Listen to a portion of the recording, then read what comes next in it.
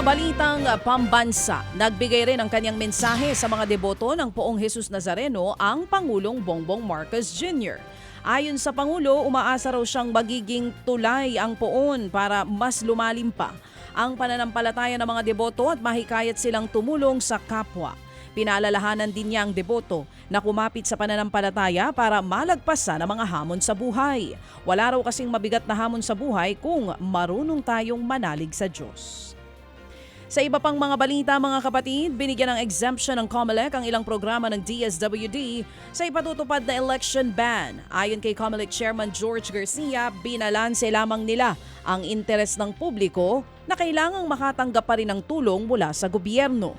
Sa ilalim kasi ng patakaran ng COMELEC, bawal talagang maglabas ng perang mga ahensya ng gobyerno sa tuwing umiiral ang election ban.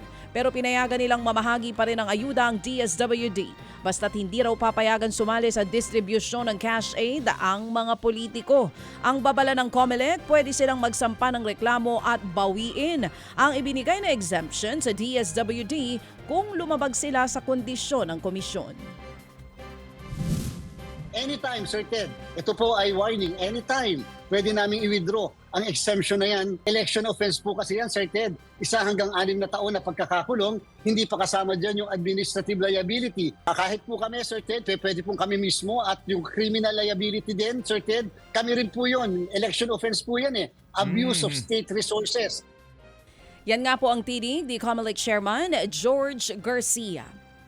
Hindi naman bababa sa 38 lugar sa bansang itinuturing na areas of grave concern sa paparating na 2025 midterm election sa Mayo. Ayon po sa COMELEC, karamihan sa mga lugar na ito ay nasa Bangsamoro Region. Sa ilalim ng red category, tinuturing na areas of grave concern ang mga lugar na dati nang may kaso ng karahasan sa tuwing sasapit ang eleksyon. Bukod sa halos 40 nasa red category, 177 na mga lugar din ang isinailalim sa orange category o mga lugar na posible ang armed threat. Habang nasa 188 naman na mga lugar ang nasa yellow na may naitalang isang kaso ng karahasan tuwing halalan.